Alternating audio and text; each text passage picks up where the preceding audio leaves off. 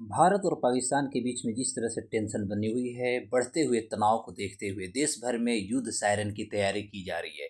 आप सभी को पता है कि भारत सरकार यानी गृह मंत्रालय के द्वारा 7 मई 2025 को पूरे भारत में लगभग देखिएगा तो 244 जिलों में, पूरे भारत के 244 जिलों में जो रिपोर्ट निकल कर आ रही है गृह मंत्रालय के द्वारा से, तो कहेंगे कि 244 जिलों में कल जो होगा युद्ध सायरन बजेगी। और जैसे युद्ध सायरन बजेगी तो उसमें मुख्य रूप से यह सरकार चाहती है, गृह मंत्रालय यह चाहती है कि भारत के अन्य जो लोग हैं, जो आम नागरिक हैं, यदि ऐसी स्थितियां आती है, क्योंकि अभी युद्ध का घोषणा का डेट अभी तय नहीं की गई है, लेकिन जिस तरह से भारत और पाकिस्तान दोनों अपने अपने तैयारियों में लगे हुए हैं और यूनाइटेड नेशंस और दुनिया के बहुत सारे संस्थाओं से एक रिपोर्ट निकल के आ रही है, और वे सारे रिपोर्ट जो है वो पाकिस्तान के करीब करीब नकारात्मक है, क्योंकि पाकिस्तान इस युद्ध में लगभग अपने नस्ताबूद को प्राप्त कर लेगा।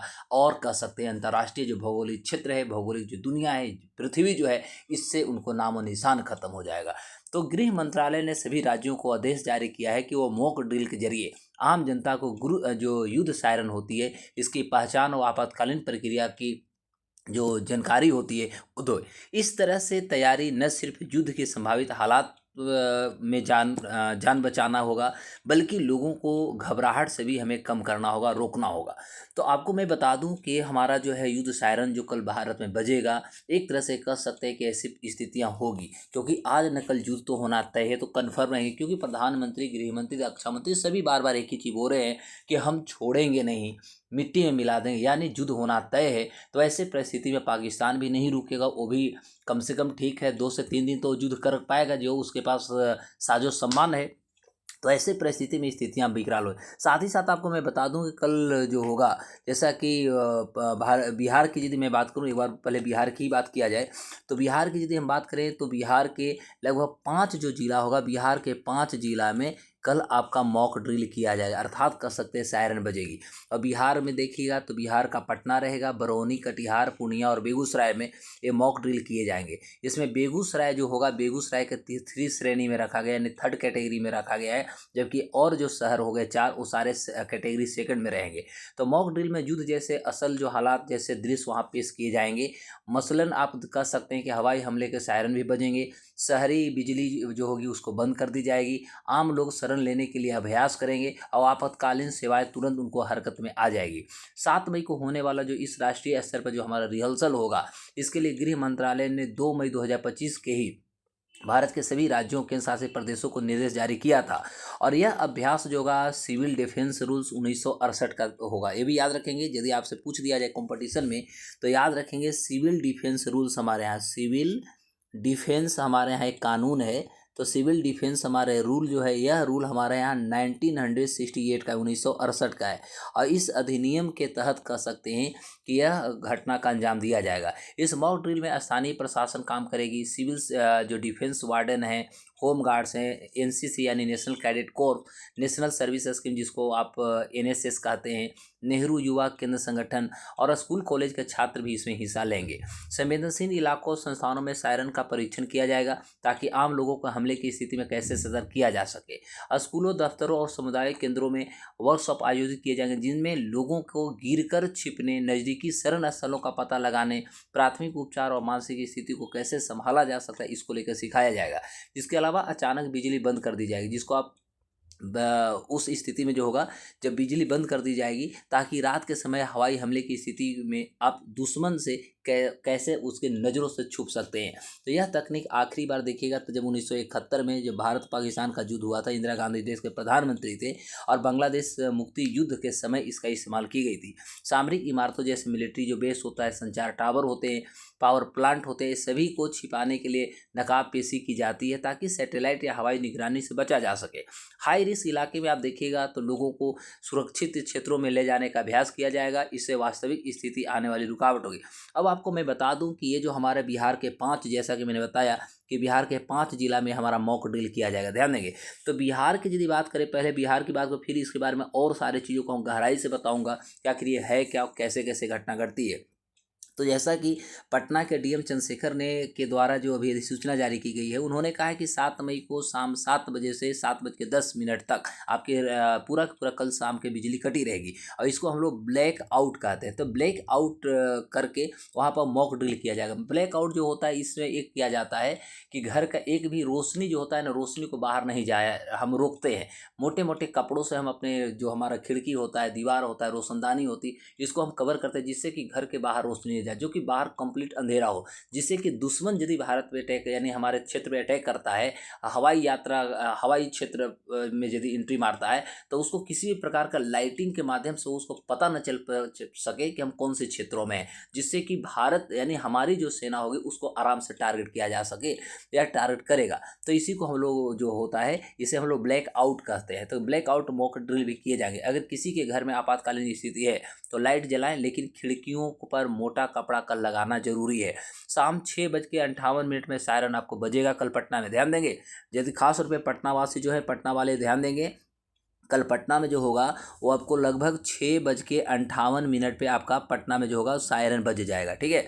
और ये सायरन लगभग 2 मिनट तक बजते रहेगा और सायरन बजने के बाद ब्लैक आउट हो जाएगा, यानी पूरा का पूरा बिजली कट जाएगी, अंधेरा हो जाएगा और दोबारा सायरन 7:10 पर फिर बजेगा और कुल 80 जगहों पर सायरन कल बजेगी।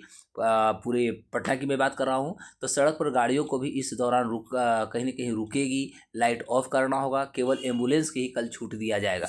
तो यह कल रहा पटना का। पूरे भारत में 244 जिलों में करेंगे। अब मैं आपको बता दूं कि युद्ध सायरन का मकसद क्या होता है। देखो, युद्ध सायरन का मकसद यदि बात करें तो युद्ध के दौरान एक तेज आवाज़ आपको सायरन बजाया जाता है ताकि आम लोग ये समझ सके कि खतरा कहीं ना कहीं आसपास है। और इसके पीछे मुख्य उद्देश्य होता है कि हवाई हमले को चेतावनी दे देते हैं, ब्लैक आउट एक्सरसाइज कराई जाती है, सिविल डिफेंस की तैयारियों की जांच करना, रेडियो और एयरफोर्स नेटवर्क को एक्टिव करना और साथ ही साथ कंट्रोल रूम से युद्ध मोड में तालमेल करना, ये हमारा मुख्य मकसद यानी ऑब्जेक्टिव्स होता है, उद्देश्य होता है। युद्ध सायरन को हम जाने कैसे कैसे पहचाने कि युद्ध सायरन है, ये बहुत इंपॉर्टेंट आपके लिए होगा। तो युद्ध के समय बजने वाला जो सायरन होता है ये आम हॉर्न या गाड़ी का जो हमारा एम्बुलेंस का जो आवाज़ होती है उससे बिल्कुल ही अलग होता है। इसकी विशेषताएं यदि मैं बात करूं तो कह सकता हूं कि यह 120 से लेकर 140 डेसिबल तेज आवाज़ ये बजता है और वहीं 2 से 5 किलोमीटर दूर तक यह आवाज़ सुनाई देगी। इसका स्तर जो होगा एक ही लय में बहुत तेज से और तीखा आवाज़ देगा। यह सामान आपदा अलर्ट और एम्बुलेंस की आवाज़ से बहुत डिफरेंट रहेगी।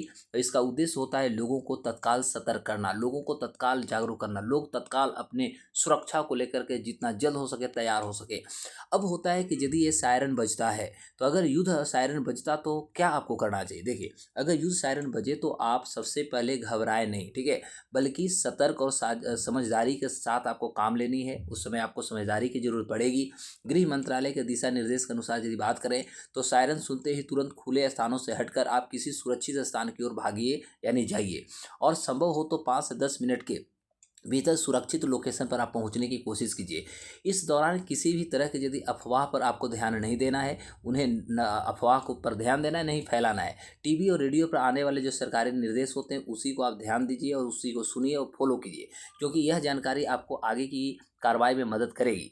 यदि आप किसी इमारत पर हैं यानी किसी बिल्डिंग पर हैं तो बिल्डिंग के बेसमेंट या किसी सुरक्षित शेल्टर में आप शरण ले लें यानी जल्दी से पहुंच जाइएगा। साथ ही बच्चों, बुजुर्गों और महिलाओं को प्राथमिकता देते हुए उन्हें पहले सुरक्षित रखा जाता है, सुरक्षित किया जाता है, सुरक्षा प्रदान की जाती है।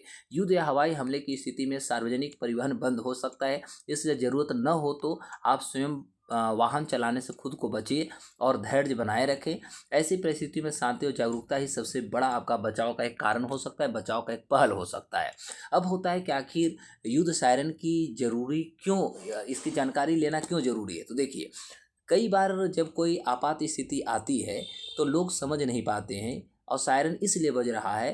तो इसी भ्रम को दूर करने के लिए युद्ध सायरन की पहचान करवाना बहुत ज़रूरी होता है, क्योंकि यदि बात किया जाए तो आम लोगों जो आम लोग होते हैं तेजी से उनकी प्रक्रिया दे सके, अफरा तफरी और भय का माहौल को रोका जा सके, सरकारी एजेंसियां और नागरिकों के बीच में सहयोग बढ़ाने की भी एक मकसद होती है और जान माल की हानि कम से कम हो, ये हमारा सबसे बड़ा मकसद होता है। जानकारी देने के पीछे सबसे बड़ी हमारी ज़रूरी होती है।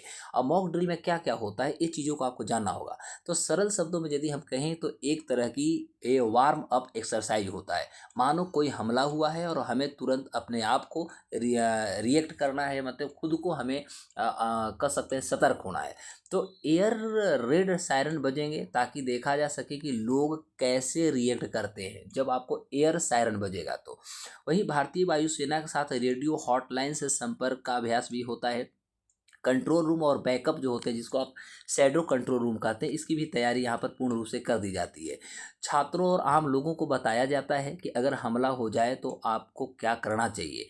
रात को ब्लैकआउट यानी कोई लाइट नहीं आने के बाद कैसे रहना है आपको, उसकी प्रैक्टिस भी आपको करवाई जाएगी। ज़रूरत इमारतों को छुपाने के तरीके भी आपको आजमाने होंगे। फायर ब्रिगेड होता है, रेस्क्यू हमारी टीम होती है, वार्डन, सबको एक्टिव करके उनकी रफ्तार, उनकी स्पीड जो होती है उसको देखी जाती है। लोगों को सुरक्षित जगह पहुंचाने के लिए एक कह सकते हैं कि यहाँ पर योजना बनाई जाती है, और इसके माध्यम से कह सकते हैं कि हम ये जो हमारा सायरन और इस तरह के जो आपदाएं होती है, ऐसी घटनाएं होती है, ऐसी स्थितियां में हम अपने जो जनमानस होते हैं, आम नागरिक होते हैं, उसे हम सुरक्षा प्रदान करने की कोशिश करते हैं। तो कल पूरे भारत में आप याद रखें, कंप्लीट इंडिया में हमारा कल 244 जिला में हमारा ये सायरन बजेगा, और सभी जगह समय अलग अलग निर्धारित किए जा रहे हैं। जो कि हमने पटना को जैसा कि बताया, बिहार में, तो बिहार में मात्र 5 ही ऐसा जिला है जहाँ पर आपको ये सायरन बजेगा। तो कल हर लोग इसको लेकर के अलर्ट रहेंगे, सतर्क रहेंगे, क्योंकि आपके लाइट भी कटेंगे, ब्लैक जो अभी आपको बता रहा हूँ कि ब्लैक आउट भी होगी। तो ये सारे चीज़ आपके सामने कल होंगे, वो आप अपने आप को सतर्क रहेंगे, अपने आप को जागरूक रहेंगे कि ऐसी स्थिति में हमको क्या क्या करना चाहिए। और आप ज़्यादा से ज़्यादा लोगों को ये शेयर करें, क्योंकि यह एक बहुत अवेयरनेस यानी जागरूकता वाला आपको मैं वीडियो दिया हूँ। एक एक पॉइंट को मैंने डिस्कस किया, इसलिए जितना ज़्यादा से ज़्यादा लोगों को शेयर करें, सब्सक्राइब करें, कमेंट करें। दोस्तों नमस्कार, जय हिंद।